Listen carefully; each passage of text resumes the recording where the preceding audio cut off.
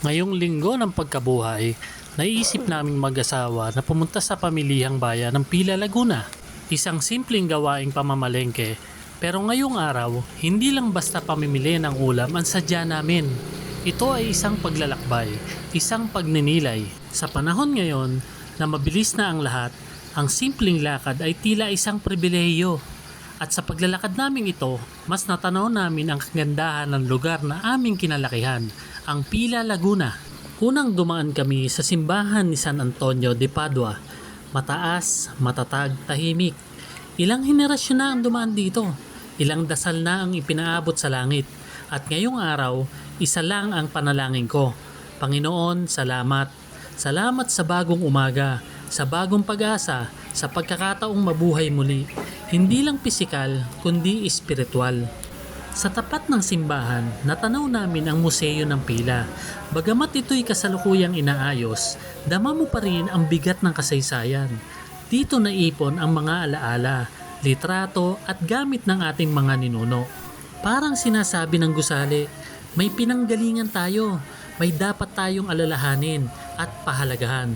Ang Pila ay kilala bilang heritage town at habang kami naglalakad pa, kita namin ang mga lumang bahay na patuloy na inaalagaan.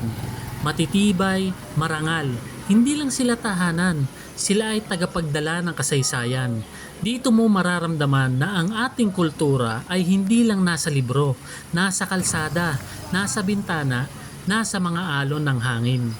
Dumating kami sa plaza. Tahimik ito ngayon, pero sa ibang araw puno ito ng buhay.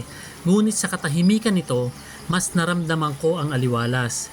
Dito kami tumigil sandali, umupo sa lilim ng puno at nag-isip, kamusta na ba ang buhay natin? Kamusta na ba ang pananampalataya natin?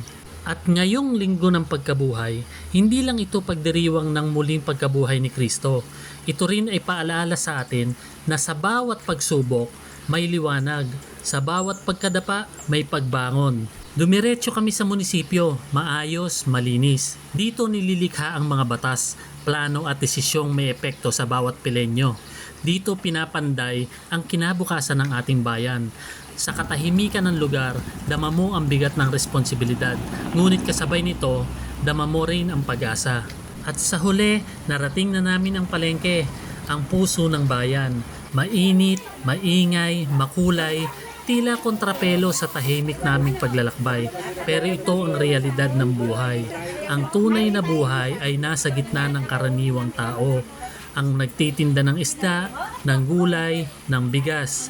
Ang palengke, ang larawan ng kabuhayan, ng sakripisyo, ng tiyaga. At ito ang Pila, Laguna, ang bayan naming mahal. At ngayong linggo ng pagkabuhay, buong puso naming ibinabahagi sa inyo ang ganda at diwa nito. Ako si Calderong Kalog. Maraming salamat po sa paglalakbay na ito. Pagpalain tayong lahat ng Panginoon.